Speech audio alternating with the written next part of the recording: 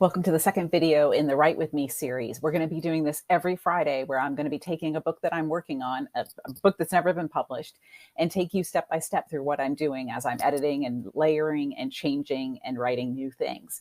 So let's get started on the prologue that I had shown you last week and what I did to it in between last Friday and this Friday. So if you remember from last week, I had two different versions of this book. I had one in first person and one in third person. And I ultimately decided to go with the first person version because it really worked better for me.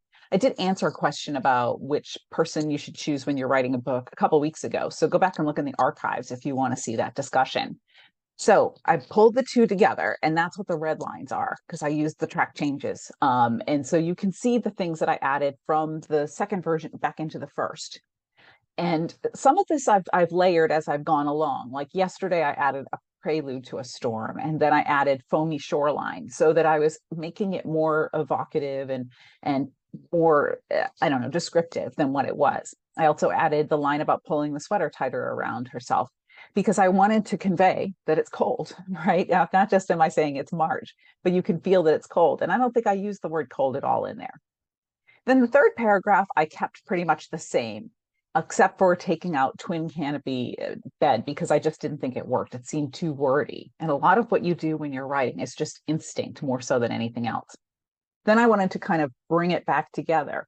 So I put in as another storm rolled toward us. So I'm taking the storm that was in her memory and putting it together with the one that's here right now and the moment. So she's got the sense of doom in her stomach. She feels that something bad is coming.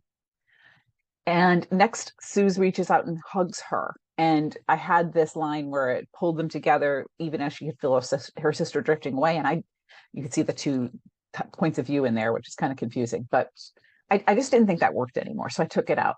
Now, might I change this down the road? Absolutely. Because right now I'm just sort of layering and putting things in and hoping that they work. It's like making chili, right? Like you put in the base ingredients and then you add this and you add that. And sometimes you have to add a little bit more chili powder and a little bit less of the beans or whatever you're putting in there. I know beans can be a controversial thing with chili, but you add each ingredient a little bit at a time to try to get it exactly the way you want it. And that's exactly how writing is. So I've got this other paragraph about her when Suze, when she was using drugs, that stayed in there from the original version. And then I come into the present day.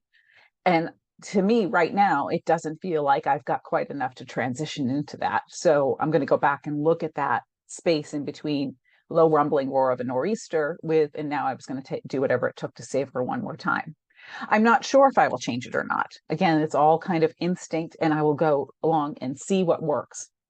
I'm not going to stay here either on the prologue. I'm going to start moving forward because I don't quite know how to fix that yet. So I'm going to look at chapter 1 and start going and start figuring out the plot as I go along and layer everything from beginning to end.